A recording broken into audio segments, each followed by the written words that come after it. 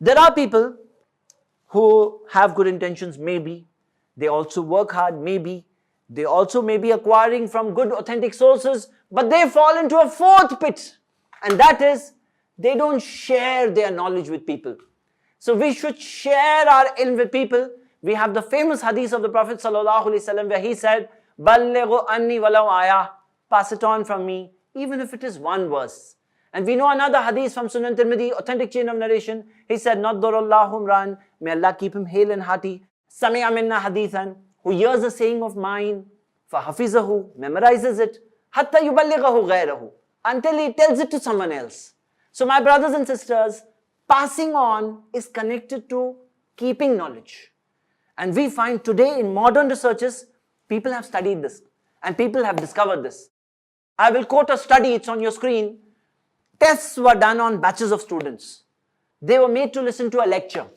And then they were asked, what did you hear? The retention was 5%. They remembered 5% of what they heard. Then they were given something to read. Read this. They read it. What did you read? They found that the retention was 10%. They remembered 10%. But among the different methods, finally when they checked one method, they gave information and material to the student. They said, you study this, now you teach. You teach. It was found that after teaching, the student remembered 90%. The retention was 90%. Now the Prophet ﷺ said, pass it on from me even if it is one verse.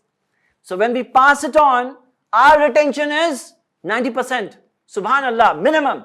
This is a way of revision. However, there is caution in this.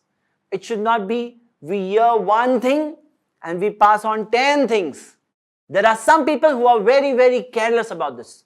The Prophet ﷺ did not say pass on anything, pass on anything. He said, "Ballighu anni walau ayah." Pass it on from me even if it is one verse. You know one verse, pass it on. It should be from the Prophet ﷺ. And when we look at this hadith in Sahih Bukhari, the book of the prophets, we find that in the same hadith, there is a section after this, in this very same hadith. Prophet ﷺ said, "Man kadhaba alayya muta'ammidan falyatabawwa maq'adahu minan nar." The person who lies in my name, he makes for himself a seat in the fire of hell. Same hadith. So the very same hadith, it has the accelerator, it also has the brake.